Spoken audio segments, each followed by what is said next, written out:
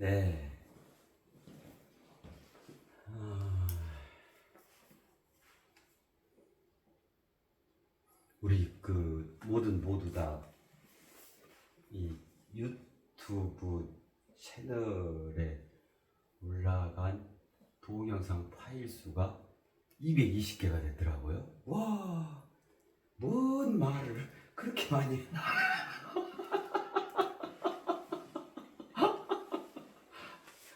참 말 많이 했네 싶더라고요.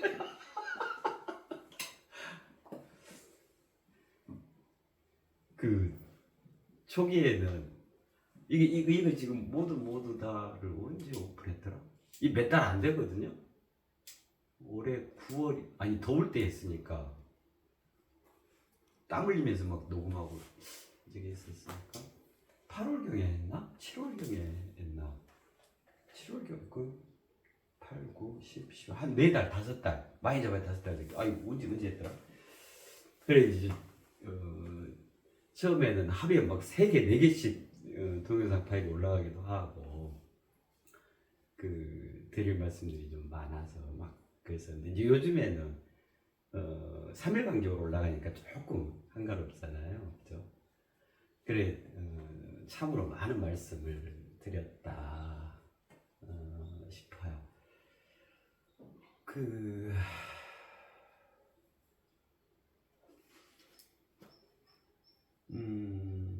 우리가 살아가면서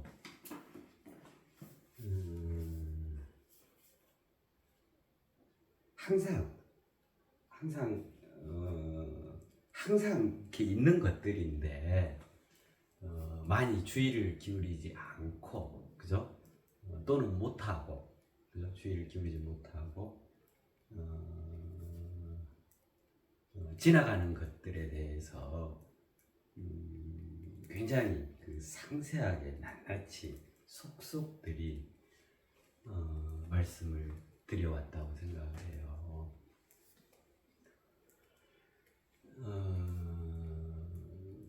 크게 3가지였죠.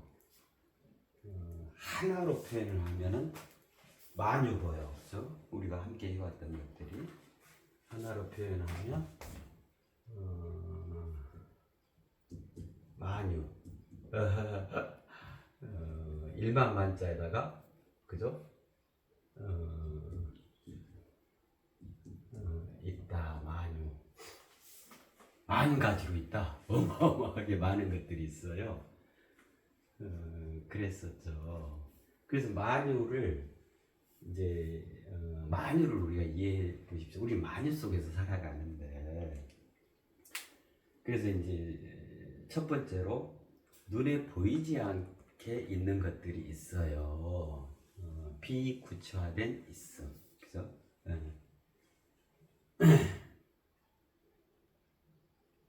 이제 이거는 우리 삶에 있어서 굉장히 본질적인 부분들이 되어지죠. 본질의 영역에 대한 내용들이죠. 그래서 비구체화된 있음. 그래서 이제 영적 실존, 즉 영혼의 세계, 정신 세계에 대한 내용이었죠. 그리고 이제 구체화된 있음. 요거는 이제 실제로 눈에 보이는 있음들이요. 물질화되어 있는 물적 실제로서의 있음, 구체화된 있음. 그죠? 그리고 이제 우리 인간은 그러한 비구체화된 있음과 구체화된 있음 이 2가지를 안팎으로 구현하여 적극적이고 능동적이고 주체적으로 삶을 이루어간다. 그런 존재다. 그래서 우리 인간에 해당하는 있음이 주체적 있음 그랬었잖아요. 이 3가지 있음, 이 3가지 있음을 다 가리켜서 있음이잖아요. 그죠? 만유를 합니다. 그래서 만유란 있음의 총체입니다. 그래서 이제 지금까지는 낱낱이 이 만유가 어떻게 되어 있고 그것이 어떤 의미를 갖고 어떤 메커니즘에 의해서 어떤 원리에 의해서 그 다음에 우리 삶에 실제로 활용할 수 있는 영역들까지를 최대한 말씀을 드려왔다 싶어요. 최근에는 지난 시간에는 저거 했었죠. 시험. 그 전 시간에는 자석, 그 전 시간에는 거울, 그 전 시간에 주사위 뭐 이랬었잖아요. 이제 그런 것들까지 아주 일상적으로 있는 것인데 그것들이 갖는 의미, 그것이 무엇으로 역동적인 꿈틀됨으로 살아있는가, 그 진면목들, 예를 들자면 모두가 그러합니다.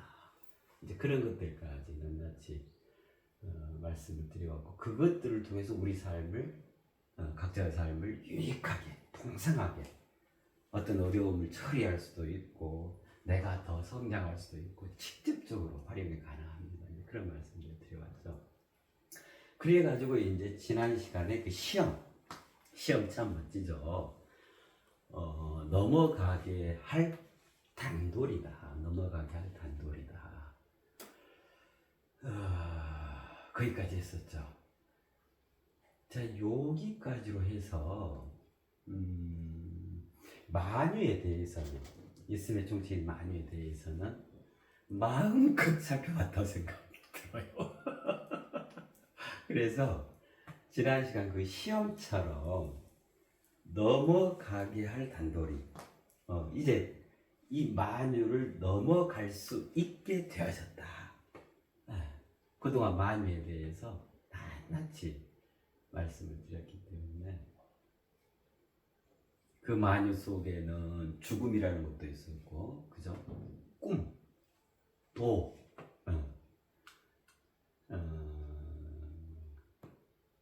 아주 우리 삶에 밀접하면서도 잘 이해하기 힘든 그러한 것들, 그런 것들 다 했었죠. 넘어가게 할 단돌이, 그 시험까지 했으니까 이제 만유를 넘어갈 수 있게 되었다 생각이 들어요. 그래서 이 시간부터는 만유를 넘어서 있는 그것들에 대한 걸 함께 생각해 봤으면 해요. 그걸 뭐라고 하냐면 묘유라 그래요. 묘유, 만유. 이 유는 같잖아요. 네. 유자로 끝나는 말은 만유, 묘유. 있는데 똑같죠. 있는데 요 묘유는 이렇게 쓰잖아요. 이렇게 써요. 계집녀에다가 적을 소 그래가지고 있어요 이렇게 되잖아요. 이게 묘유잖아요. 묘유, 묘하게 있어요. 그래서 만유를 넘어서 이제 묘유회로 나아가게 되어졌다. 그래서 이번 시간부터는 묘유에 대해서 좀 살펴보도록 해요. 그 첫 시간입니다. 1. 묘유에 대한 내용 첫 번째.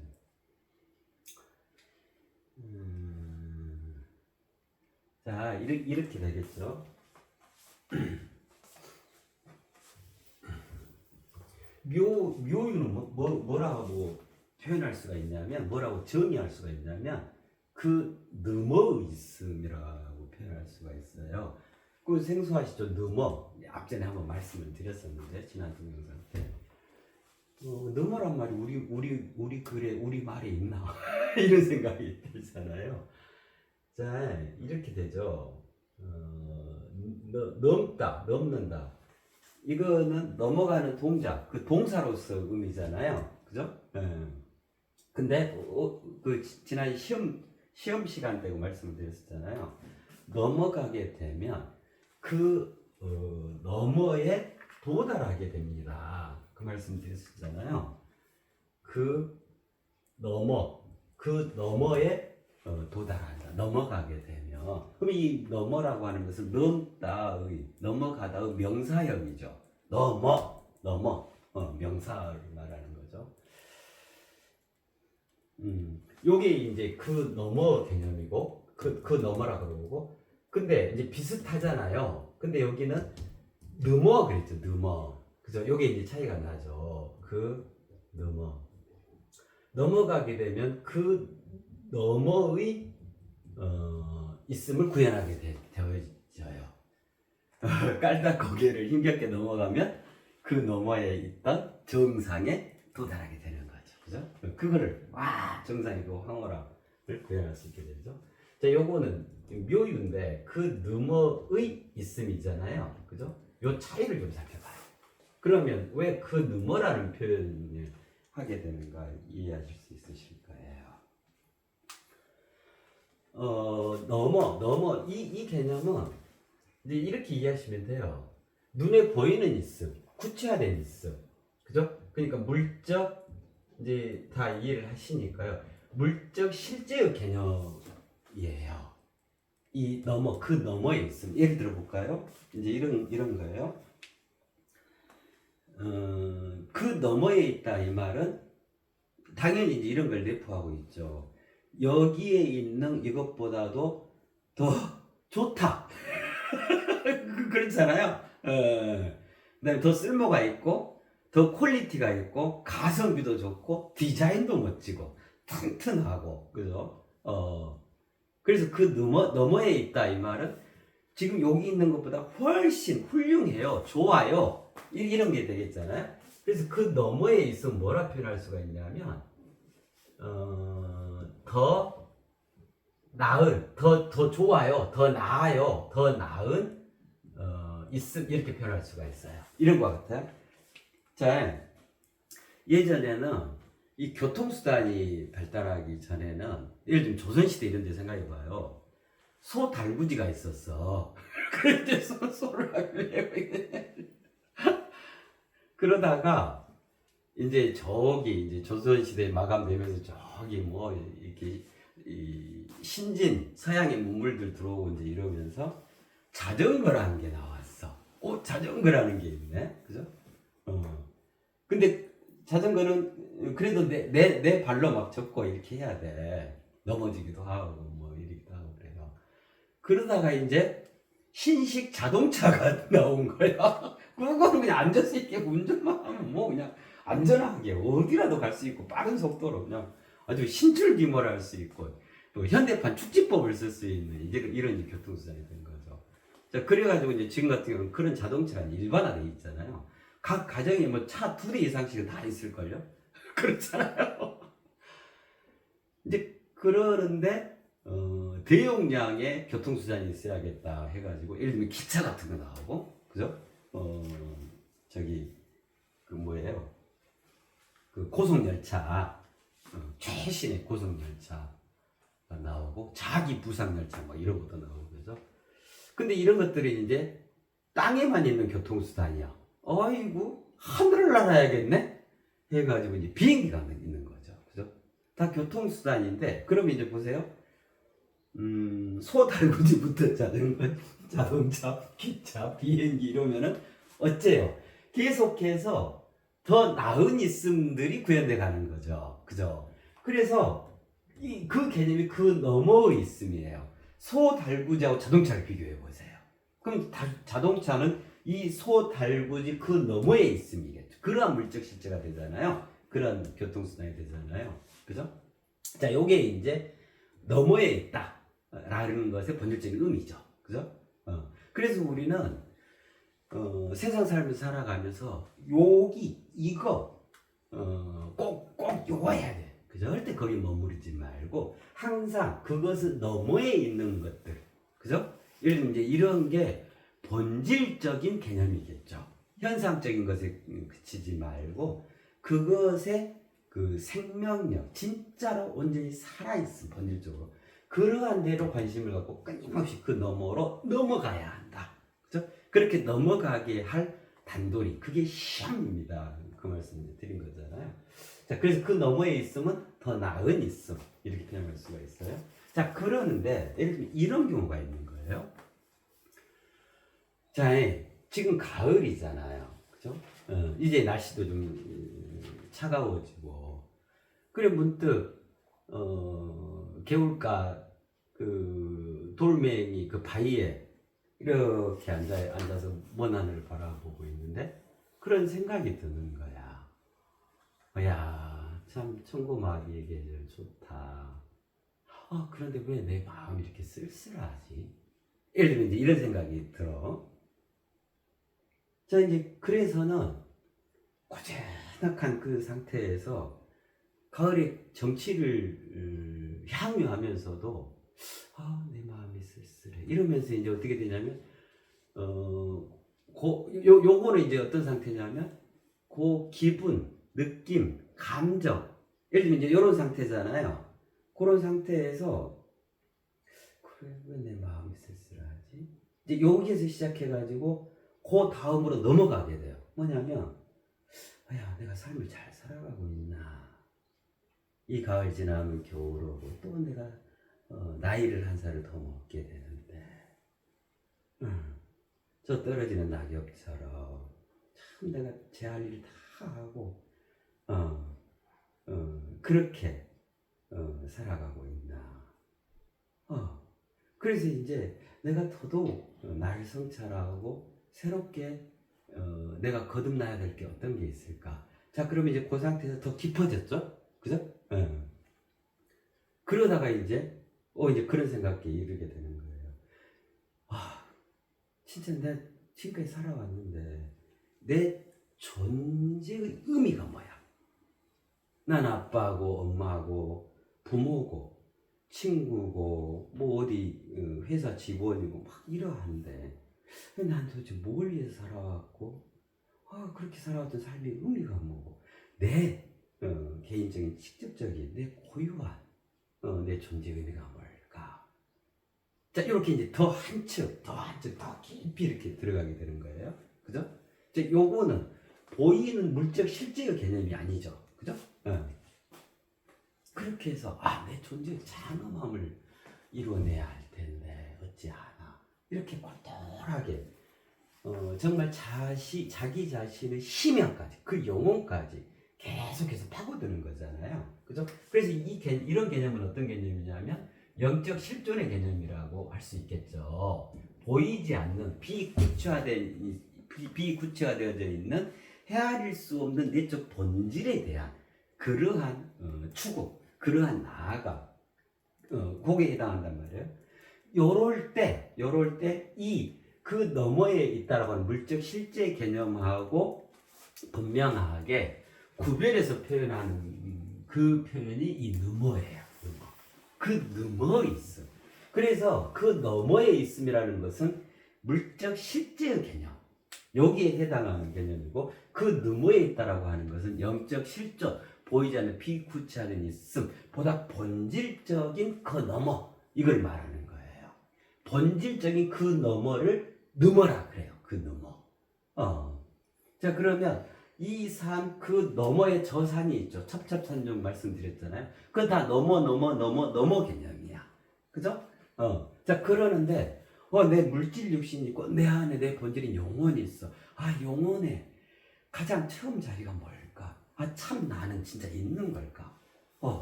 참 나가 뭐지? 그럼 내 삶의 본질을 어떻게 가져? 이런 것들은 뭐냐면 보이지 않는 그 너머로 가는 그런 거잖아요. 요럴 때 너머라는 표현을 해요. 그죠? 너 하니까 반짝이 서 있잖아요. 우리 그래서 너 세로획이잖아요. 너는 이 가로획이잖아요. 누에 있잖아요. 그죠? 비구체화된 있음. 그 너머에 있음 그래요. 그래서 여기는 그 너머의 있음은 더 나은 있음 이라고 표현을 할 수 있습니다 그랬잖아요. 그럼 그 너머에 있음은 뭐라 표현할 수 있을까? 요게 이제 뭐에 해당하냐면 창조적 있음에 해당해요.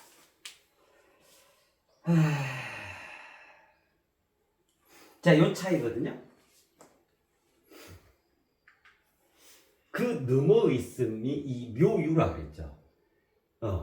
그 묘유는 뭐냐면 영적 실존의 개념이기도 하면서 이 훨씬 더 너머에 있는 창조적 있음의 상태, 그거를 묘유라 합니다. 묘한 있음, 묘하게 있어요. 이렇게 표현하는 거예요. 묘유. 묘유는 그 너머에 있음, 그 너머에 있음이라고 하는 것은 창조적 있음. 자, 만유는 뭐죠? 이러한 창조적 있음에 의해서 생겨나 있는 것들을 만유라 그러죠. 그죠? 그럼 묘유는 뭐냐면 그러한 만유를 창조한, 그러한 만유를 있게 한 만유의 부모 개념이 되겠죠. 만유의 어머니 개념이 되겠죠.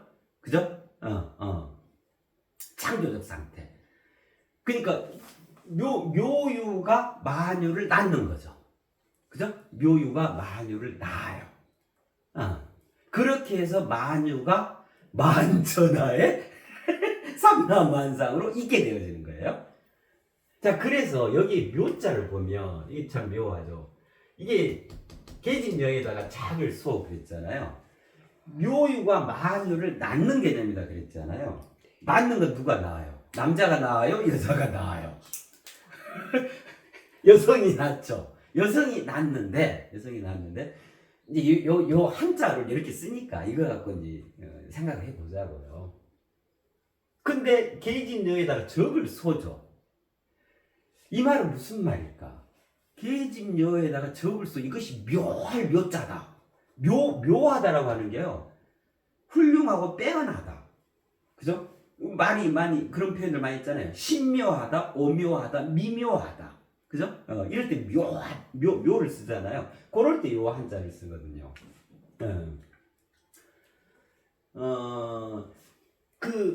묘유는 그 너머의 있음, 즉 창조적 있음을 얘기한다 그랬잖아요. 남성과 여성 중에 창조적 있음을 구현하고 있는 것은 남자일까요? 여자일까요? 여성이죠, 여성. 생산 능력을 갖고 있잖아요. 그래서 이제 왜 최초의 인류를 그 역으로 추적한다 할 때 그 여성의 엄마의 미토콘드리아를 남자의 미토콘드리아를 갖고 추적하지 않아요.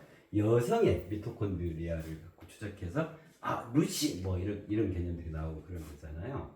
자, 그러는데 그럼 왜 어른된 여자가 아닐까? 왜 작은 계집이다 이 말은 소녀다 이 말이에요. 아가씨가 아니다 이 말이에요. 소녀는 아이를 낳을 수가 없죠. 그죠? 아가씨가 되어야 그죠? 되겠잖아요. 그래서 이 묘유라고 하는 것은 창조적 있음이라고 했잖아요. 그러니까 창조가 되어지기 이전 상태를 말하는 거예요. 소녀 상태. 아직 아이를 가질 수가 없어. 그렇지만 아이를 가질 수 있는 상태. 아이를 갖고 낳았다. 이 개념 이전 상태를 말하는 거예요. 창조적 상태. 그냥 상태 창조했어요가 아니라 창조적 있음. 그 너머에 있는 창조적 있음 상태. 그 상태에서 있음. 그게 묘유예요. 묘유. 이러한 묘유에 의해서 창조되어져서 만유가 생겨나는 거거든요. 그래서 지금까지는 만유에 대해서 우리가 아주 알아볼 만큼 다 알아본 거예요. 예도 들어드렸고 여러 가지 종류 다 갖다가 이것이 이렇습니다 낱낱이 밝혀드리고 본질이라는 게 뭐고 진면목이 뭐고 그죠? 다 이런 것입니다. 삼라만상이라고 하는 거. 이미 창조되어져 있는 만유에 대한 것들은 우리가 속속들이 살펴봤어요. 그래서 이제 그걸 다 살펴봤기 때문에 이제 넘어가게 됐단 말이에요. 어디로? 그 너머로. 그 너머에 있음으로. 즉 묘유, 묘한 있음, 창조적 있음, 고리에로 우리가 점핑. 이걸 뭐라고 하냐면 대도약이라고 해요. 이럴 때 대도약이라고 해요. 대도약을 하게 되어진 거예요. 그래서 이번 시간부터 묘유에 대해서 살펴보도록 해요. 자, 이제 이런 거와 같죠? 물질 우주 개념으로 생각해 볼까요? 이 만유와 묘유. 그러면 보통 그렇다고 그러죠. 물질 우주가 어떻게 지금 이렇게 생겨나 있냐면, 예를 들면 이제 상정을 해보는 거예요. 이런 게 있었어. 아주 처음 물질이 138억 년 전에 빅뱅하기 이전에. 그럼 빅뱅에 따라고 하는 것은 크게 대폭발했다 이 말은 폭발. 예를 들면 수리탄이 폭발했다. 핵폭탄이 일어났던 폭발할 뭔 거리가 있었단 말 아니에요. 그래서 그걸 이렇게 표현해요. 그래서 이걸 대체로 뭐라고 표현하냐면 코스믹 에그라 그래요. 우주알, 태초에 우주알 같은 게 있었어. 이렇게 가정을 해보는 거예요. 실제 이 우주알이 있었다 이게 아니라 그 가설, 그 빅뱅 이론 의하면 그래요. 자, 근데 이것이 어떤 연유에서 어떤 연유에 의해서 어떤 충격이 가해졌다거나, 그죠? 어떤 자극을 받았다거나 해가지고 요 상태가 깨어지게 돼. 그러니까 빵 하고 폭발하게 돼. 폭발했다는 말이 요 안에 어마어마한 것들이 내장되어졌다 이 말 아니겠어요? 그죠? 그것도 고열, 고온, 고압 상태, 초고밀도로. 그러니까 이 폭발해 버리니까 아주 사방으로 뛰쳐나가게 되죠. 이때로부터 이제 우주의 공간과 시간, 그 다음에 우주의 항성과 행성, 해성, 온갖 것들이, 즉 삼라만상이, 즉 물질이 탄생하게 되죠. 그죠? 요게 이제 138억 년의 물질 우주의 역사죠. 물질 우주를 설명하는 이론이죠. 이게 빅뱅 이론이죠. 이게 여기가 138억 년. 그래가지고 처음에는 수소다, 헬륨이다 이런 가스 구름 같은 거, 또 먼지 뭐 이런 것들이 사방으로 뛰쳐나갔는데 폭발에 의해서 이것들이 시간이 지나면서 서로 이제 이합 집산하는 거죠. 그죠? 모이고 또 어떤 걸 흩어지면 또 다시 저리 가서 모이고 해가지고 서로 끌어당기고 막 해가지고 이제 단단해지고 부피가 늘어나고 해가지고 예를 들면 태양이 만들어지고 그 은하계가 만들어지고 우리 지구도 그 중에 지금으로부터 46억 년 전에 똑같이 그렇게 해서 만들어진 거죠. 그래서 지금의 이런 물질 우주를 형성하고 있는 거잖아요. 근데 지금도 마찬가지로 사방으로 팽창하고 있는 거예요. 태초에 한 번 폭발이 어마어마한 동기가 돼가지고 끊임없이 그 말은 무슨 말이에요? 끊임없이 이합 집산한다 이 말이에요. 죽어가는 별이 있죠. 새로 생겨나는 별이 있죠. 초신성 같은 건 죽어가는 별이잖아요. 그럼 그거 죽어지면 거기서 또 그 블랙홀 현상이 일어나가지고 그게 또 대폭발을 일으켜서 우주 먼지, 가스 구름 막 이런 게 돼가지고 또 다른 별들을 새롭게 만들어내. 그렇잖아요. 그렇게 해서 이제 물질 우주가 여기까지 이렇게 펼쳐지고 있는 거죠.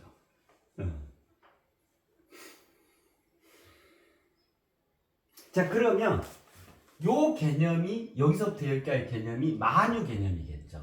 그죠? 만유. 있음의 총체. 자, 그러면 이 묘유는 만유를 낳은 창조적 있음을 의미한다 그랬잖아요. 그러면 이제 어떻게 되냐면 여기 개념이 뭐가 되냐면 묘유 개념이 되겠죠. 이 만유를 낳은, 만유를 있게 한 창조적 상태, 어린 소녀와 같은 창조할 수 있는 이 소질과 가능성과 그 결정적 구조와 메커니즘, 그 원리를 다 구현하고 있는데 아직 아가씨가 안 돼. 그 상태. 묘유. 예. 그래서 우리는 만유를 다 살펴봤기 때문에 이 만유를 넘어서 그 너머에 있는 개념은 여기에 해당하는 개념이겠죠. 그 너머는 이 만유, 물질화된 실제 속에서 영적 실존의 개념으로 넘어가는 그 너머 말씀을 드렸잖아요. 창조적 있음으로 대도약을 이루는 장면인 거예요. 그럼 이 묘유도 마찬가지잖아요. 만유, 있음이잖아요. 있음의 총체였잖아요. 그럼 이 묘유도 있는데 무엇으로 있는가? 이거를 살펴보자 이 말이에요. 오늘이 그 첫 시간. 그 말씀이에요. 네. 자, 요거를 요렇게 또 이해를 해보실까요? 요 개념들을 이해를 하셔야 되기 때문에. 자요, 서울에 가면 광화문 있고 그 광화문 안에, 광화문 안부터가 이제 궁궐이잖아요. 이제 조선시대 알아쳐요. 왕이 있던 시대다 치자고 이거 이해하기 쉽게 하기 위해서. 지금 뭐 대통령 개념 그게 아니고, 왕이 있어. 그럼 왕이 있어. 왕의 초소가 있겠죠. 그죠? 그러면 왕 주위에 이렇게 궁궐이 있는 거예요. 궁이 이렇게 형성이 되죠. 구중궁궐. 그러면 이제 자 봐요. 이런 거 같아요. 내가 제주도에 살아. 그래서 왕을 만나야겠어. 왕을 친견해야겠어.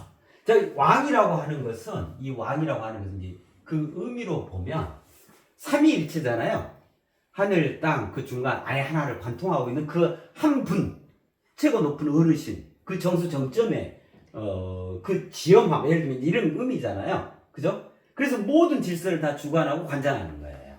모든 백성을 인도하고, 그죠? 정책도 왕이 판단에 의해서, 나오고, 여러 가지, 그 백성의 삶에 관한 모든 것들을 다 책임지고 있는 거예요. 그죠? 그러니까 핵심적인 사령부죠. 그러니까 백성의 삶을 책임지는. 그래서 제일 멀리 남도 끝 거기서 또 배 타고 바다 건너서 가장 남쪽에 있는 제주도라는 섬이 있어. 내가 여기서 내가 산 넘고 물 건너 왕을 만나야겠어.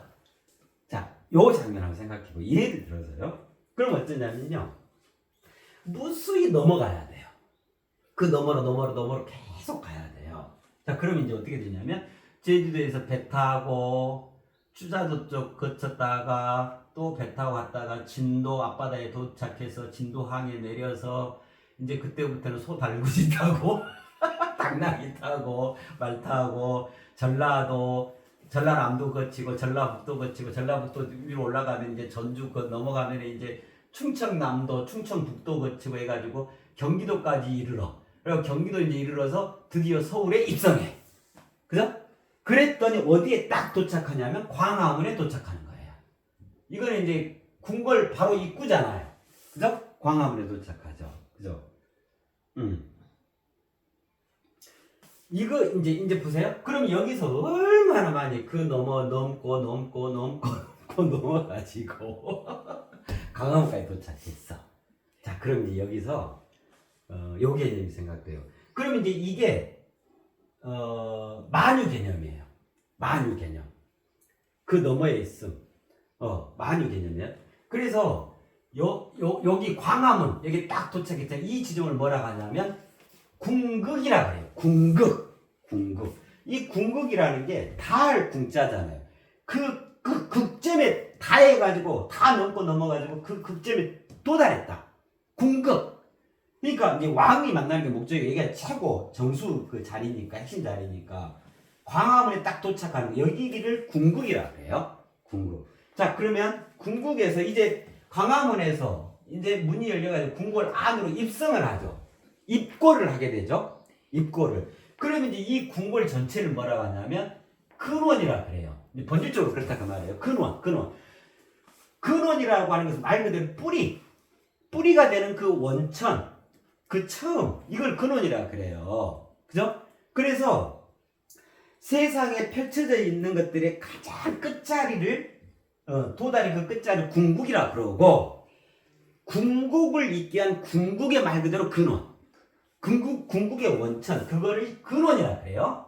자, 근원은 이제 궁궐 안에 들어갔어. 그러면 임금님 초소가 저기예요. 그 임금님 초소까지 도착을 했어.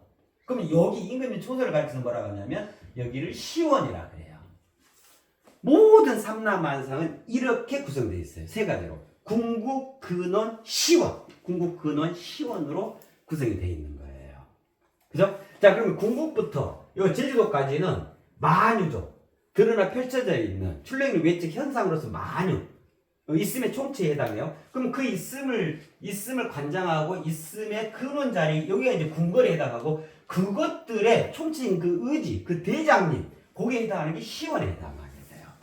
그래서 어떤 삼라만상이건 간에 실은 그 본질적으로 노크에 들어가게 되면 이 세 가지로 이루어져 있는 거예요. 그래서 내가 어떤 하나의 사물현상을 이야기했으면 우선 그 사물현상, 개별 사물현상의 궁극에 내가 도달을 해야 해.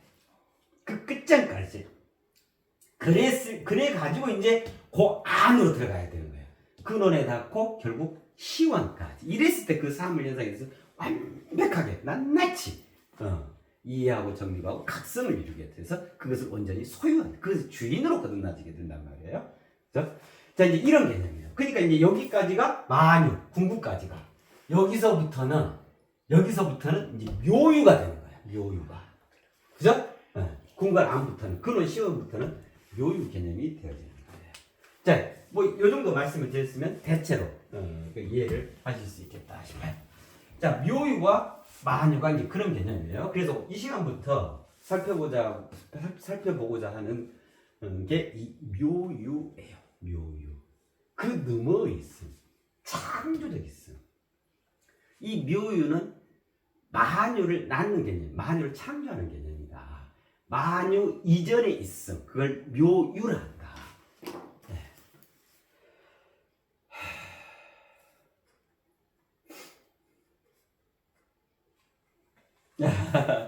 다소 많이 생소하면서도 어려움이 있으실 것 같은데 그냥 이렇게 잘 들어보시면 그래 그럴 수 있어 그렇겠다 이런 생각은 드실 거예요. 그 말에 그런 게 있죠. 닭이 먼저냐 달걀이 먼저냐, 그죠? 그럼 뭐가 먼저예요? 달걀이 아니 저기죠. 닭이 먼저죠. 아니 달걀이 있으려면은 이 달걀을 낳아준 어미 닭이 있어야 되잖아요, 그죠? 그러면 이제 닭이 먼저. 근데 이게 논쟁이 끊이지 않는 게, 그럼 이 닭은 또 뭐에서 시작되는데? 달걀에서 시작. 그럼 이 달걀은 누가 낳는? 닭이 낳고 하잖아요. 그래서 이걸 종합 정리하자면 달걀 이전에 닭이 있었는데, 어미 닭이 있었는데, 그럼 닭 이전에는 뭐냐? 그거 또 달걀이 먼저다 이래버리면 이게 말이 끝나지도 않고 이게 이제 말장난 돼버리는 거고, 괜히 얼굴 주먹질하게 돼요. 그래서 이제 이성적으로. 그러면 닭이 먼저, 어미 닭이 먼저인데, 닭 이전에 그럼 뭐가 있냐? 보이지 않는 닭. 보이지 않는 닭. 아까 왜 코스믹 에그, 달걀. 그죠? 그럼 이 달걀을 낳아준 보이지 않는 닭이 있었다 이 말이잖아요. 그게 묘유 개념인 거예요. 묘유. 보이지 않는 닭. 보이지 않는 닭을 이 시간부터 지금 추구해 가는 거예요. 거기에는 뭐가 있어 도대체? 묘하게 있으면 뭐야? 도대체 거기에 뭐가 있지? 요거를 함께 생각해 보려고 하는 그 첫 번째 시간입니다. 자, 묘유에 대해서 이제 이해가 됐죠? 그죠? 이거는 굉장히 묘한 장면들이에요. 그리고 묘유에는 말 그대로 표현 저대로 묘한 게 있어요. 얼른 이해되지 않는 묘한 게 있어요.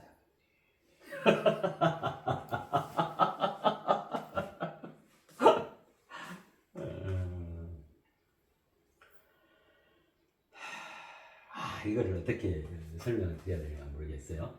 자, 그럼 묘유 첫 번째 시간인데, 그죠? 첫 번째 시간인데, 그러면 묘유에는 첫 번째로 어떤 게 있냐? 어떤 있음이 있냐? 그 첫 번째.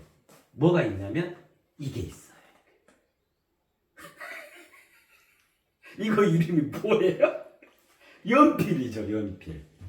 연필이 있어요.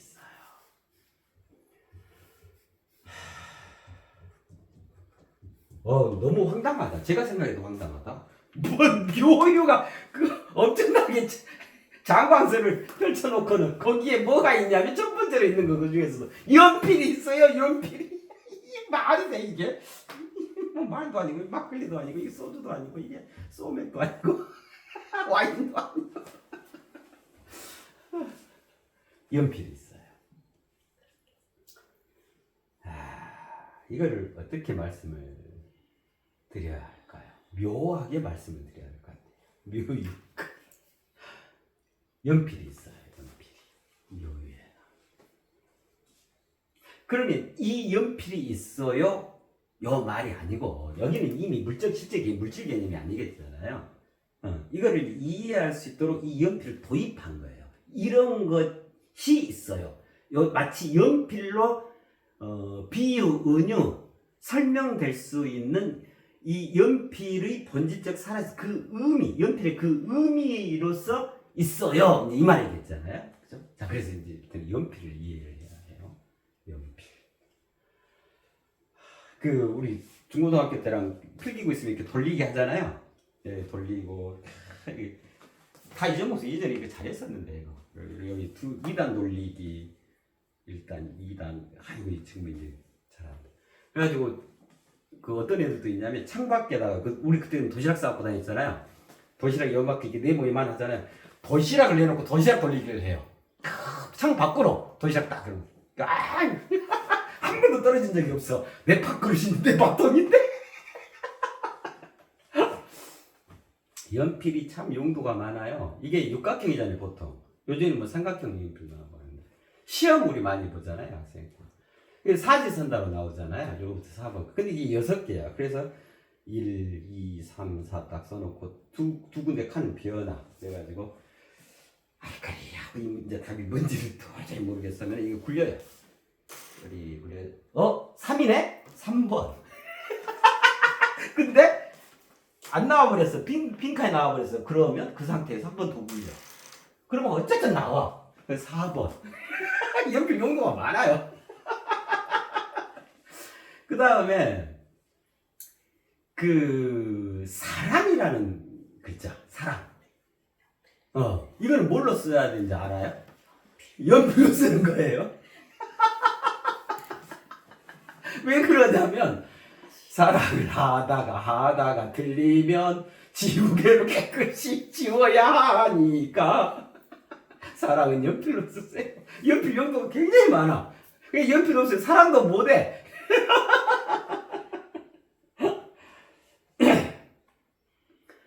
그 트로트 가요에 보면 연필이라는 노래도 있어요. 몽땅 연필.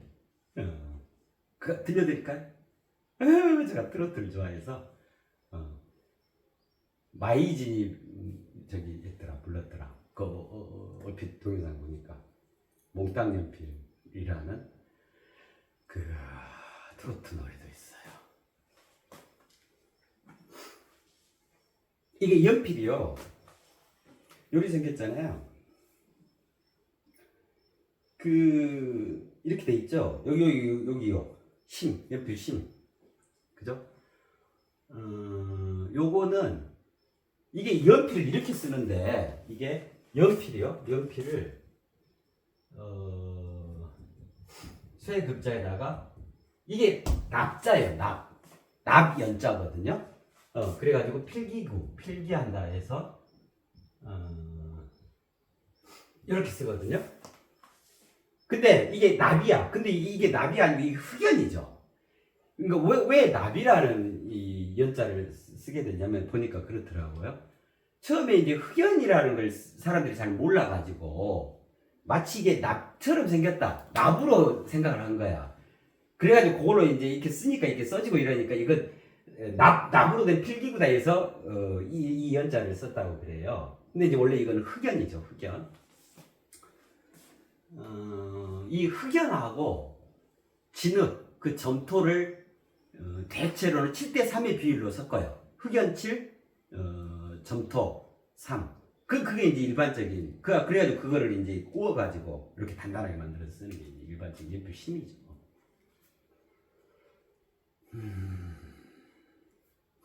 이게요,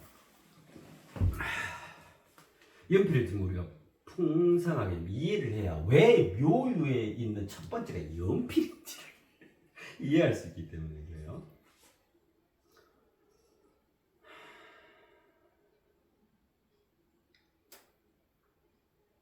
우리가 배움을 시작하면 가장 먼저 사용하게 되는 필기구, 그게 연필이죠. 그죠? 초등학교 들어가게 되면 다 무조건 연필로 시작을 하잖아요. 그 다음에 그림을 그린다, 스케치한다 이럴 때 막 볼펜으로 스케치하고 뭐 붓으로 스케치하고 이런 거 아니죠. 연필로. 왜냐하면 이건 또 연필을 또 지울 수도 있고, 그죠? 제도한다 막 이럴 때 제도용 그 연필 같은 것도 따로 있고 그렇잖아요. 미술 스케치용, 미술용 그 사비 연필 있고 그렇잖아요. 그 심의 굵기나 그 이 강도 이런 것들을 조절해서 만들면 되니까요.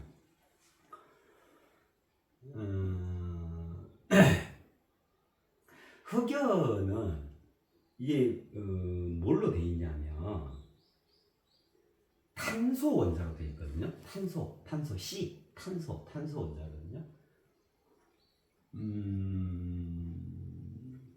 근데 탄소 원자가 배열이 돼가지고 이 흑연 연필심이 돼요. 근데 이 탄소 원자를 그 배열을 바꾸면 무엇을 만들어낼 수가 있냐면, 창조해낼 수가 있냐면 다이아몬드예요. 다이아몬드도 내나 이 흑연과 똑같이, 이 연필심과 똑같이 탄소 원자로 배열이 되어 있거든요. 근데 이제 무슨 차이가 있는 거냐면 원자 배열이 달라요. 배열이. 그 결정 구조가 다른 거예요. 이 흑연 이 탄소 원자 배열은 흑연을 이룬 탄소 원자 배열은 좀 성글게 돼 있어. 이 층층이 이렇게 돼 있어 가지고 이렇게 서로 연결도 되고 이렇게 위층 아래층도 이렇게 연결이 돼 있어요. 근데 이제 여기는 좀 단단한데 이 위층 아래층 이 기둥세포는 이게 약해. 그래서 쉽게 부스러져요. 근데 이제 다이아몬드는 어쩌냐면 요것 저것 다 그냥 촘촘하게 완전히 그래서 다이아몬드가 가장 단단한 보석이잖아요. 가장 단단한 광물이잖아요. 금강석, 금강계단, 금강경, 뭐 불교도 뭐 그런 거 있잖아요. 그죠? 절대 깨지지 않는, 부서지지 않는, 그죠?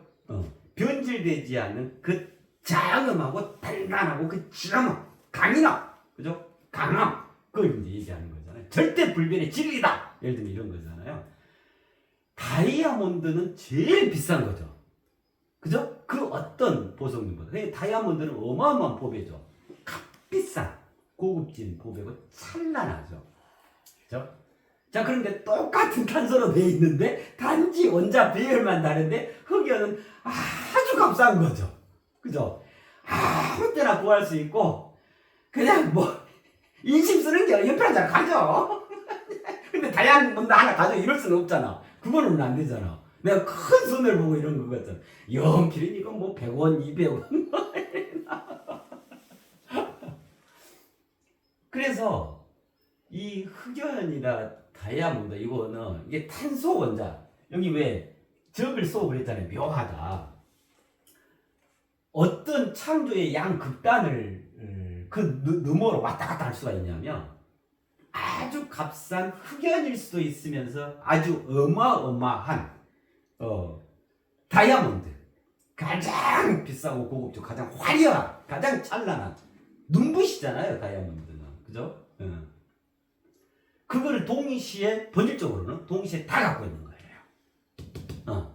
그러니까 무슨 말이냐면 흐물흐물하고 값싸고 어디서 다 구할 수 있는 아주 그냥 뭐 특별하지도 않는 그냥 평범하지도 않는 그냥 너무너무 사소한 그 흑연과 이 한 극단과 이것을 고온, 고압, 고열로 그 과정을 견뎌내면은 아주 값비싸고 아주 단단하고 아주 찬란한 금강석, 다이아몬드가 될 수 있는 이 원자 구성, 그죠? 그 소립자 이게 같이 갖고 있는 거예요.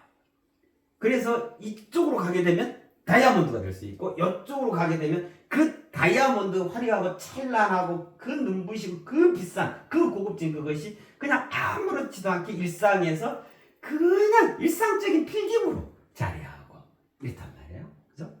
자, 그죠? 말씀을 들어보니까 그럴듯하죠? 그래요. 그렇단 말이에요.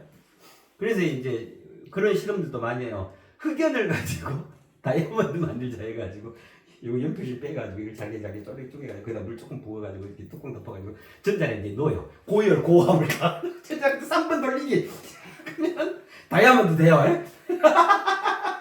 그 정도 고열 고압 갖고는 안 돼요. 원리는 그리 되는데 뭐 몇만 도시 뭐 막 이 압력이 그래서 다이아몬드는 저 땅속 적어도 지각 멘틀층 정도에서 만들어지는 거예요. 그게 이제 화산 활동에서 밖으로 드러나는 거야. 그래서 이제 세상 요 땅에서 지각에서 우리가 다이아몬드를 발견하는 거예요.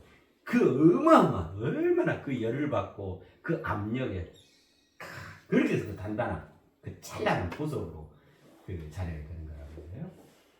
자, 우선 연필이 그래요.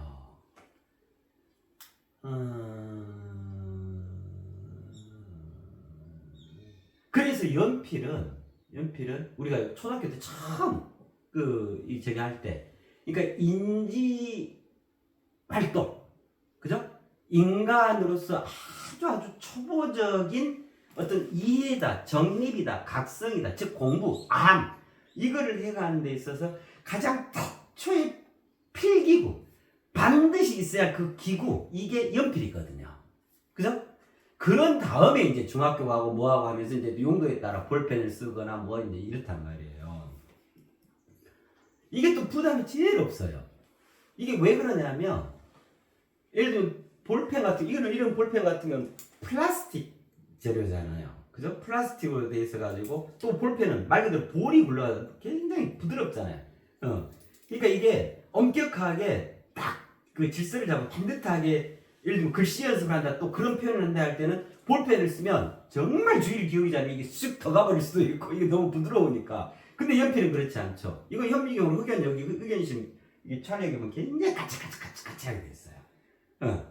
그 다음에 이게 너무너무 부드럽고 가볍고 촉감이 좋아. 나무니까 원재료가 그냥 자연 상태 그대로 가져오고 이건 가공해가지고 저기 석에서 뽑아서 하는 그거잖아요.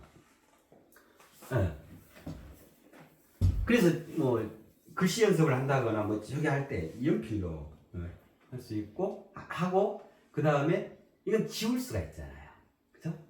사랑을 하다가 틀리면 지우기로 깨끗이 지우. 그래서 사랑은 연필로 써야 한다. 가장 원초적이면서도 처음의 필연적인 그 필기구 반드시 있어야 할 그 기구 이게 연필의 의미거든요. 그래서 이 연필은 자 이렇게 이제 원래 연필을 이렇게 쓰는데 이걸 이렇게 한번 생각해 볼까요? 이렇게도 한번 표현해 보자고요. 내가 연필이니까 필. 자, 근데 연필을 거꾸로 하면 어떻게 돼요? 필연 그렇게 되잖아요. 필연은 뭐죠? 우연이 아니다 이 말이죠. 반드시 그러하다. 필연은 뭐냐면 그 결정, 이 결정 구조가 다르다 그랬잖아요. 탄소 원자의 이 배열, 이 구조. 그러니까 그 배열이 어떻게 결정적 구조를 갖냐에 따라 다이아몬드 되기도 하고 그냥 연필 심으로 남기도 하고 뭐 이렇단 말이에요. 이 결정이라는 게 굉장히 우리 삶에 있어서 우리 삼남한에서도 굉장히 중요한 거예요. 어떤 것에 의해서 차이나 차별성이 생겨나냐면 이 결정이요. 어떤 결정 구조를 갖고 있느냐에 따라 서로 너무너무 달라지는 거예요. 예를 들면 그가 굉장히 조밀하고 그러면서도 조리 있게 그 전체가 그의 물질이 그의 영혼이 그렇게 결정되어져 있다. 그런 결정 구조를 딱 갖추고 있다. 이러면 그 양반은 굉장히 영특하면서도 그죠? 굉장히 총명하고 그 다음에 어떤 그 논리적이고 합리적이고 이성적인 이런 것들이 쫙 갖춰졌다 이 말이겠잖아요. 어떻게 결정 구조가 어떻게 돼? 근데 어떤 사람은 굉장히 느슨하고 흐물흐물하고 이러고 그냥 절에서 뭐 하고 이것도 조금 말 저것도 조금 말 그 말은 이것도 모르고 저것도 모르고 왜 근데 이러느니 뭐 삶이 뭐 그냥 에이 뭐 있어 막걸리 한 잔 뭐 이리 어머 결정 구조가 다르기 때문에 그래요. 저마다 모든 사무엘 사람도 다 그래요. 다 그래요. 독특하면서도 특별한 그것만의 고유한 결정 구조가 있는 거예요. 우리 인간도 그래서 거기에서 차별성이 생겨나는 거예요. 남자는 남자로서 결정 구조를 갖고 있고 여자는 여자로서 결정 구조를 갖고 있고 같은 남자, 같은 여자, 같은 인간이라도 성격이 다르고 뭐 지능이 다르고 말씨가 다르고 행동거리가 다 뭐냐면 저마다 결정 구조가 다른 거예요. 그래서 유일무이한 거다. 그죠? 그걸 가장 황홀하게 승화를 시키면 그런 거잖아요. 천상천하 유아독존이고 동서고금 유아독존인 거다. 존재 장엄을 지니고 있는 거다. 그죠? 이 필연이에요. 필연. 이 필연이라고 하는 것은 반드시 그렇게 되어질 결정 구조를 말해요. 그러니까 창조한다라고 하는 것은 뭐냐면 반드시 그렇게 되어질 결정 구조를 짠다. 결정 구조를 만들어낸다. 결정 구조를 새롭게 일구어낸다. 이랬을 때 창조가 확실히 되어지는 거예요. 그러겠잖아요. 그죠? 창조를 한다고 했는데 결정 구조를 아주 흐물흐물하게 해놓으면 자기는 다이아몬드를 창조한다고 했는데 흑연 연필심 창조하게 되는 거고. 그죠? 정말 촘촘하게 친밀하게. 그죠? 그 다이아몬드의 탄소 원자 배열 구조로 그 결정 구조를 가져가게 되면 다이아몬드를 창조하게 되고. 그죠? 필연. 결정 구조가 확실하면 확실할수록 더더욱 필연적인 거예요. 결정 구조가 확실치 않으면 거의 우연처럼 되는 둥 마는 둥, 긴 둥 아닌 둥, 슬렁슬렁, 슬렁슬렁. 그래 돼야겠죠. 이게 참 멋지죠. 연필인데 연필 스스로 그렇게 반드시 스스로 그러하다. 필연적이다. 연필. 창조 본래적 개념은 뭘 창조해야겠어요? 우리 모두에게 필요한 삼남한상에 필요한 필연적인 것, 꼭 있어야 할 것, 그러한 결정 구조, 그러한 결정적인 것, 그러한 결정체, 그러한 결정판, 이런 것들을 창조해내야죠. 지금 여기를 어떻게 정리했어요? 자고일의 결정, 유사일의 결정판. 그래서 지금 여기라고 하는 것은 우리 인간의 궁극적 결정판이다. 그러한 결정 구조가 이미 내재되어서 그것이 합법적성으로, 그것이 원리로, 그것이 메커니즘으로 짜여져 있습니다. 이 말이겠죠. 결정체, 결정판. 이런 거. 우리 인간은 존재 장엄함이 그 결정체인 거예요. 그리고 그러한 인간의 존재 장엄함은 그 결정체로 살아가는 이 세상은, 그죠? 황홀한 결정판인 거예요. 새 시대, 새 역사라고 하는 것은. 그죠?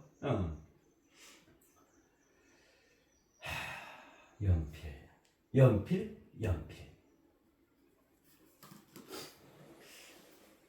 절대로 없어서는 안 돼.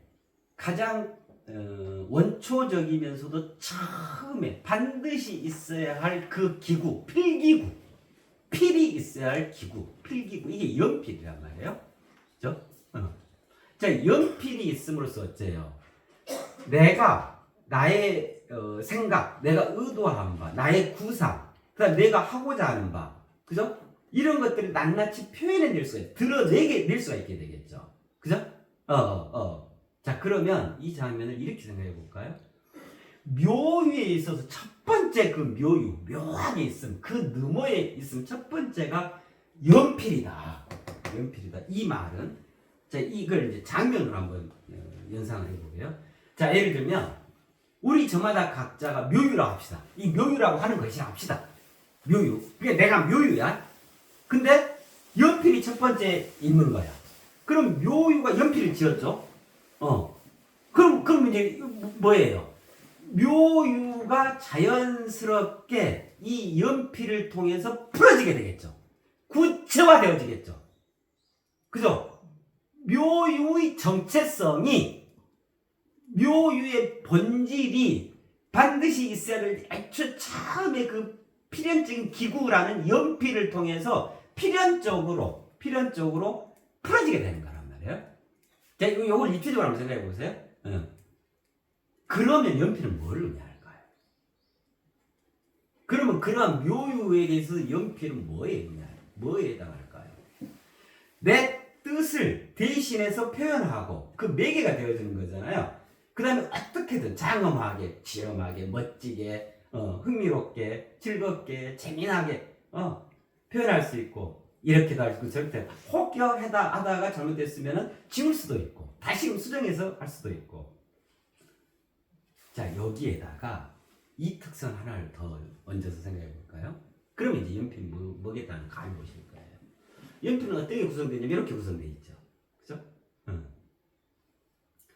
나무가 있고, 나무가 겉에 드러나는 모습 전부죠. 그죠? 나무가 있고, 그 안에 흑연, 점토로 된 이 심지가 있죠. 그러니까 나무와 심지로 되어 있는 거예요, 연필은. 그죠? 지우개는 뭐 달리 나름이고. 기본적으로 나무와 심지, 나무 사이에 핵심 심지가 꽂혀져 있는 게 이게 연필이란 말이에요. 자, 그럼 이거를 의인화해 볼까요? 의인화.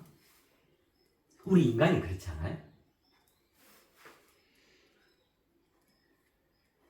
왜 나무를 나무라 했을까? 연필은 뭘로 되어 있냐면 나무와 심지로 되어 있잖아요.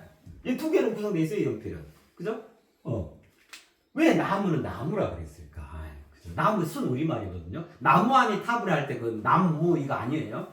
순 우리말이에요, 나무. 자, 이거를 이제 이렇게 생각해보고 우리 상상의 나래를 펴보자고요. 무. 한편으로는 이렇게 생각할 수도 있지 않을까? 이게 나죠, 나. 내가 없이요. 나무. 내가 없어요. 나무.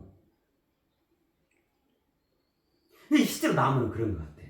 그래서 보면 아낌없이 주는 나무라는 그 동화책도 있고 그러잖아요. 저 나무는요, 정말 내가 나무야라고 자기 자신을 고집하지 않아요. 내세우지 않아요. 정말 아낌없이 다 주죠. 그죠? 나무까지 참새들 와서 앉으라고 공간 내주죠.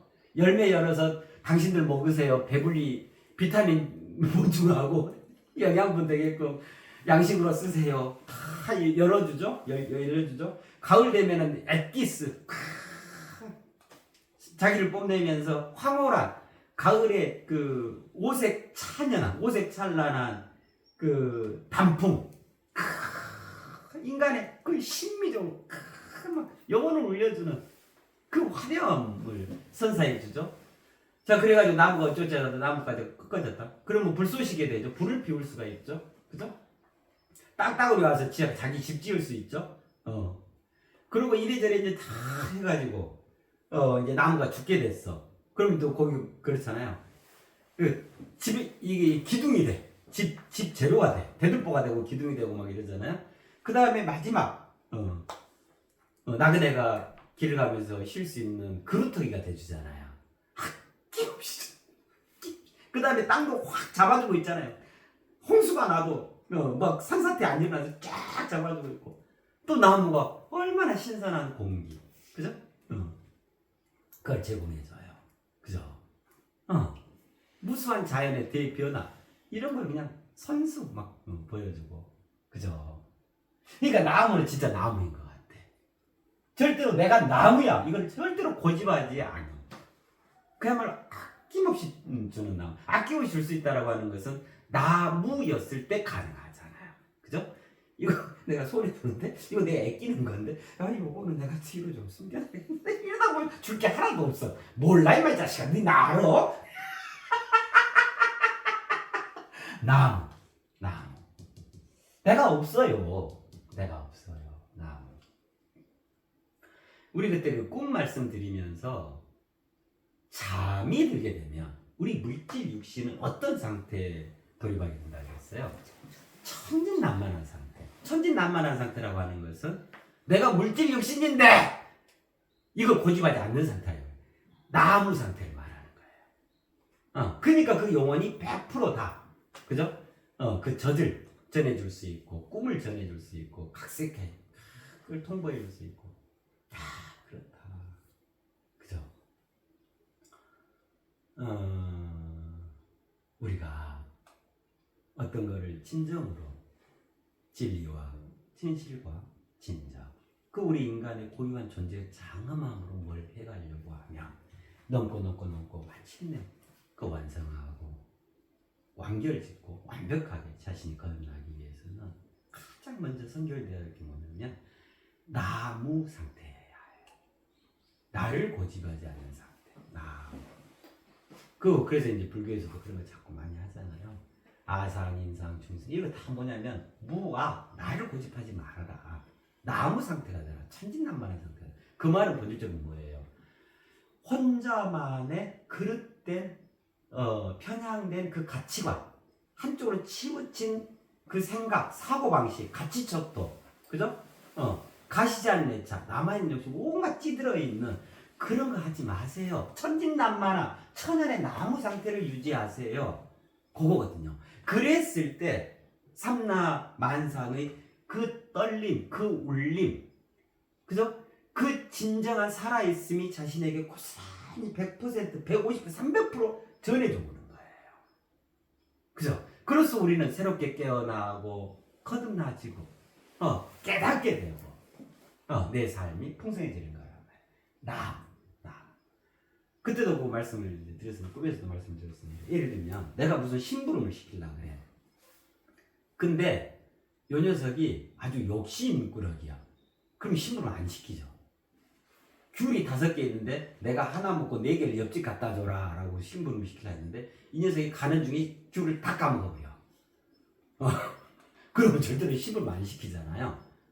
그 나무 상태가 아니기 때문에. 그래서 뭘 대행케 한다? 대신하게 하고 믿고 맡긴다. 이거는 뭐냐면 뭐가 전제되어 있냐면 나무예요. 나무. 우리 연필이 나무예요. 이런 이 천연의 그 촉감 어떤 부작용도 없죠. 여기 피부병 안 일어나잖아요. 예를 들면 볼펜을 치면 피부병 일어날 수 있는데 그잖아요. 나무 천연의 천연의 상태이기 때문에 자연 그대로의 상태이기 때문에 그죠? 그다음에 가볍고 또 깎을 수 있고 이리저리 모양 낼 수 있고 얼마든지 갈 수 있잖아요. 여기에 새겨 넣을 수 있고 뭐 할 수 있잖아요. 자 이제 그런 나무로 돼 있어. 그리고 그 안에는 근데 나무는 굉장히 헐렁하잖아. 그죠? 왜 유일무이할 때 이게 무의 개념 같지 않아요? 나는 둘이 아니에요. 무엇이든가 다 어울려요. 다가 나예요. 나가 또 다예요. 이 상태가 이 나무 상태거든. 겉을 둘러싸고 이 옆을 겉을 둘러싸고. 근데 심지 유일 하나예요. 절대적으로 우리가 심지가 분명해야 된다 그러잖아요. 심지 있는 이가 진정으로 찐국이죠. 그죠? 겉으로는 헐렁헐렁 우유부단 바보처럼 보여도 그 핵심 심지가 제대로 박혀 있으면 그런 이가 진짜 찐국이고 함께 뭘 도모할 수 있는 그런 거잖아요. 그죠?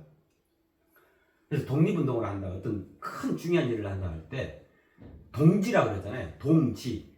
같은 동에 이게 뜻지잖아요. 뜻이라는 게 그 심지가 같다 이 말이에요. 독립에 대한 그 열망. 그래서 어떤 총칼이 다가와도 절대로 배신하지 않아. 우리 범부가 어디다 안 불어. 나 누구랑 저기 습격했어요. 절대 얘기 안 해.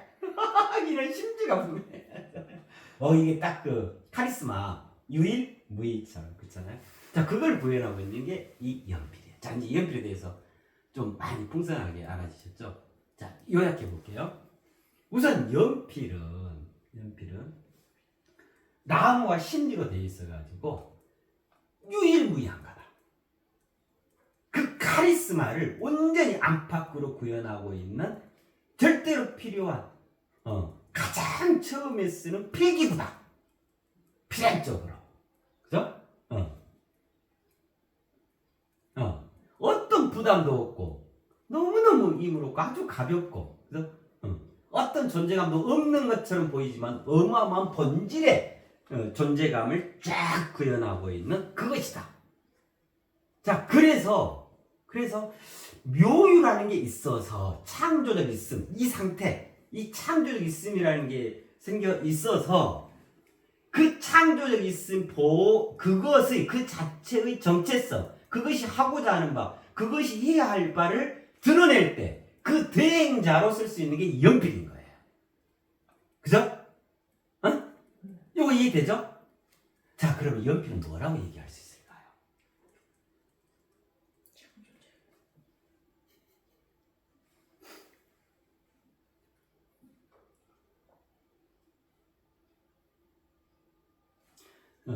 다소 어려움이 있으실 거예요.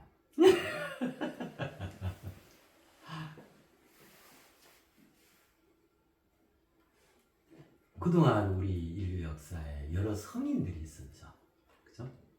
공자님, 소크라테스님, 부처님, 예수님. 그죠? 우리가 또 이름 잘 기억 못하고 잘 알려지지 않은 어마어마한 성인들이 참으로 많았죠. 우리 역사에. 그죠? 이런 분들은 조금 이렇게 묘하게 생각해 보면 어쩌면 그런 일들을 하고 그런 말씀들을 남기고 그런 가르침을 하고 그렇게 우리 새 눈을 띄워주고 우리 영혼을 울려주고 그래 할 수 있었을까? 근데 대다수는 그렇지 못하잖아요. 대다수 우리 인간은. 그러니까 그분들을 생각하면 대다수 중에 극히 일부잖아. 극소수잖아. 이럴 때 뭐라고 하는 줄 알아요? 조금 묘하게 생각해 보면 인간의 돌연변인 거예요. 인간의 돌연변. 인간으로서 나올 수 없는 종이야. 종속 과목 관계가 틀려. 근데 그런 이들이 공통적으로 어떤 걸 갖추고 있냐면 이 연필 상태를 갖추고 있어요. 위대한 발명을 했다거나 인류 역사에 큰 기여를 했다거나 종교를 읽은 종교 창시자가 됐다거나 막 이런 이 성인들이요. 이런 분들이 겉으로는 이 나무와 같은 상태, 그러면서 온갖 삼라만상, 그 이치다, 원리다, 그죠? 사물의 어떤 진문명이다, 그 살아있습니다, 본질의 살아, 이런 것들을 다 섭렵하신 거예요.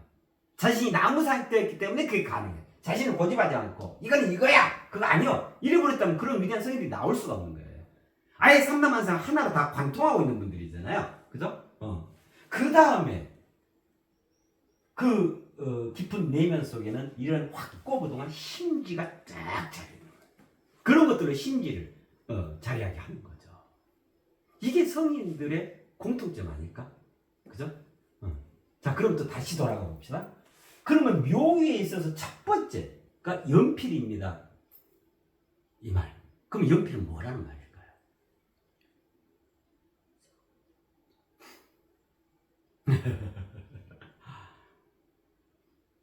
쉽게 표현하자면 만유 속에서는 있을 수도 있어 보지도 있지도 않은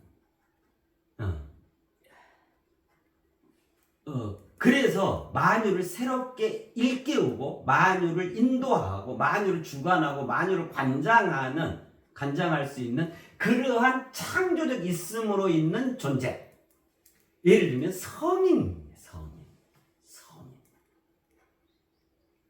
이 연필은 그걸 얘기하는 거예요. 그래서 성인은 만유 속에서 이미 있었다, 이 개념이 아니고 만유에 없던 그것이 돌연변이를 일으켜가지고 묘위에서 만유회로 자리했다, 이 말이 되는 거예요. 그래서 묘위에게는 첫 번째로 무엇이 있냐면, 그렇게 묘유가 만유를 낳는다 그랬잖아요. 만유를 인도하고 이끌고 이 시대정신을 깨우치고 어떻게 인류가 나아가야 할까, 위대한 스승, 위대한 성인으로 역사할 수 있는, 그 수적할 수 있는 그것이 준비되어져 있는 거예요. 이 연필로. 이게 연필이에요. 필연적인, 스스로 그러한 필연성. 그래서 성인은 실은 어디서 나오는 개념이냐면 묘유에서 창조되어진 개념인 거예요. 묘유의 창조적 있음, 그것이 만유회로 자리하는 개념인 거예요. 이거를 뭐라고 하냐면 임한다 그래요. 임한다. 예를 들면 이런 표현 하잖아요. 저 기독교에서 보면 재림 예수, 재림한다, 예를 들면 그런 표현들이 이런 표현들인 거예요. 그래서 소녀, 완벽히 창조적인데 아직 아가씨가 안 된 소녀로 세상에 와. 철부지 소녀로. 대신에 연필, 이 유일무이를 갖추고, 그죠? 나무와 심지라고 하는 무이, 둘이 아니에요, 하나예요, 이걸 앞밖으로 갖추고, 그러나 아직 소녀야. 아직 아이를 낳을 수가 없어. 그렇게 해서 만유에 임해가지고 만유의 재료들을 삼라만상을 가지고 거기에서 이제 아이를 낳는 거예요. 창조해 가는 거예요. 그러니까 만유는 창조의 맛인 거예요. 그 창조할 수 있는 그 이전 상태, 창조 이전에 있음, 태초 이전에 있음을 뭐라고 하냐면 묘유라 하는 거예요. 이 묘유에 연필이 있는 거예요. 그래서 그는 이 만유에 자리해 가지고 연필로서 삶을 살아가는 거예요. 초유의 뜻을 전하고 초유의 의지를 스케치하고, 그죠? 초유의 그 유일무이함을 만천하에 설명하고 인도하고 주관하고 관장하고 새 질서를 창조하고, 그래서 만유를 풍성하게 홍익인간 제세 이화, 그 인내천의 정신을 깨우고 우리 인간의 존재의 장엄함을 부여하고 그 장엄함의 완결 지을 수 있도록 그렇게 역사하고 수색해가게 되어지는 거예요. 그럼 이거는 애초에 어디에 있었냐, 그죠? 이것이 묘유. 그 묘유에는 첫 번째로 연필이 있는 거예요. 연필.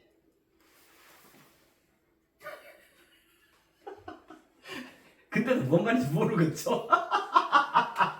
이제 대충 조금 감이 왔잖아요. 그죠? 이게 지금 말도 안 되는 거예요.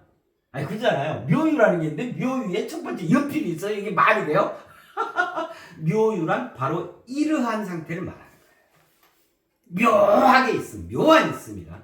그래서 우리가 우주, 세상, 인간, 만유, 진리, 진실, 진정 이런 것들을 쉽게 이해 정립각성하기가 어려운 거예요. 이러한 깊은 사유, 그러한 깊은 경제의 도달 이런 것들이 되어져야 가능한 영역들이 엄연히 있는 거예요. 만유도 어려웠는데 묘유는 이제 그 만유를 잊게 한 것이었기 때문에 실은 더 어려울 수 있다고 생각합니다. 그러나 이제 오늘 설명으로 대체로 이해를 하셨겠다 싶어요.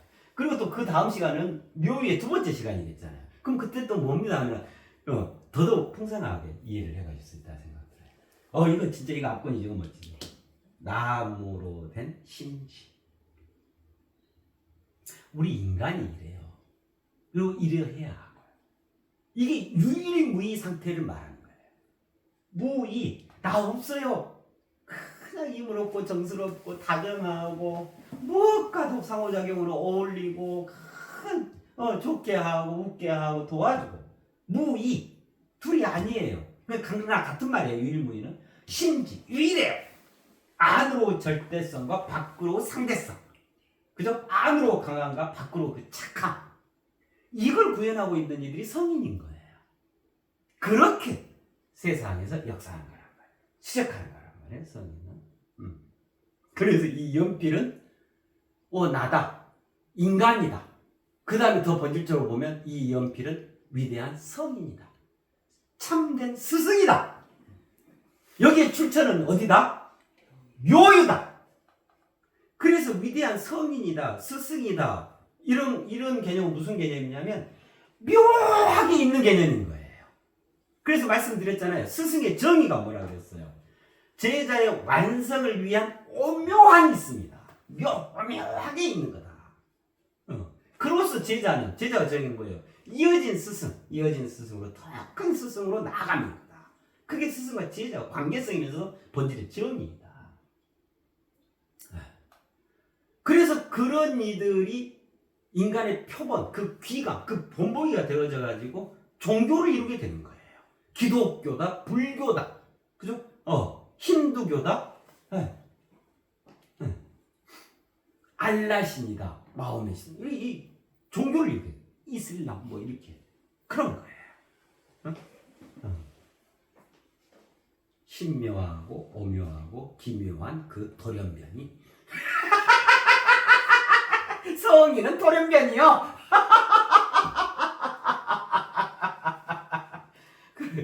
돌연변이가 뭔지 아세요?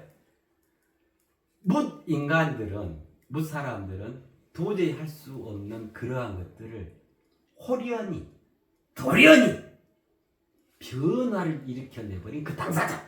이게 돌연변이에요. 그래서 묘하게 있어, 오묘한 있음으로 탈바꿈되어진, 기문둔갑을 이룬, 그렇게 완벽히 치환되어진 그 돌연변이를 성인이라 스승이라고 해요.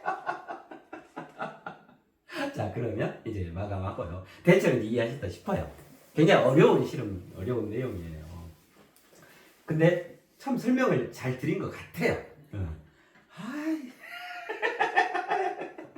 이보다 더 좋은 설명은 없다. 자, 그래서 어떻게 하시냐면 연필을 하나씩 준비하세요. 이런 거 이쁘잖아요. 이런 거 관공서에서 많이 쓰죠. 지우개도 있고요. 이왕이면 그렇게 해서 연필을 이렇게 예쁘게 깎으세요. 그 이왕이면 우리 연필 깎는 거 다 우리 국민학교 다 했잖아요. 요즘 애들은 그 연필 깎기 돌려버리는데 그럼 정이 없잖아. 내 손으로 직접 예쁘게. 자, 연필 하나 준비하세요. 그 연필이 뭐라고요? 묘유에 있는 첫 번째 있습니다. 이 연필은 인간이다. 즉 나다. 내 본질 중에 본질이다. 나의 창조적 있음 그 자체다. 즉 본질의 성인으로서 나다. 이 연필은 묘위에 있는. 자, 그런 마음으로 연필을 잘 활용해 보세요. 그 연필에 깊이 젖어 들어가 보셔요. 네. 아, 너무너무 황홀하죠? 그죠? 예. 아예 그렇습니다.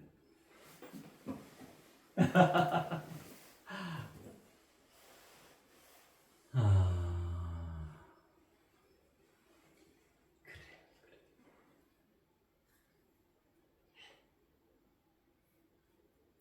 그리고 제가 설명드린 요 내용만 갖고 막 얘기하지 마시고, 여기서 또 각자 나름대로의 그 상상의 나래, 사유의 나래를 펴보셔요. 연필을 가지고 저는 이렇게밖에 설명 못하는데 제가 못나서, 그래. 그럼 이걸 힌트 삼아서 제가 드린 말씀을 힌트 삼아서 정말로 자기 자신에게서 연필을 확실히 자리 잡을 수 있는 걸 그래 보셔요. 설명을 창조해 가보세요. 연필에 대한 설명. 아이 멋지다. 네, 그렇습니다. 네, 네.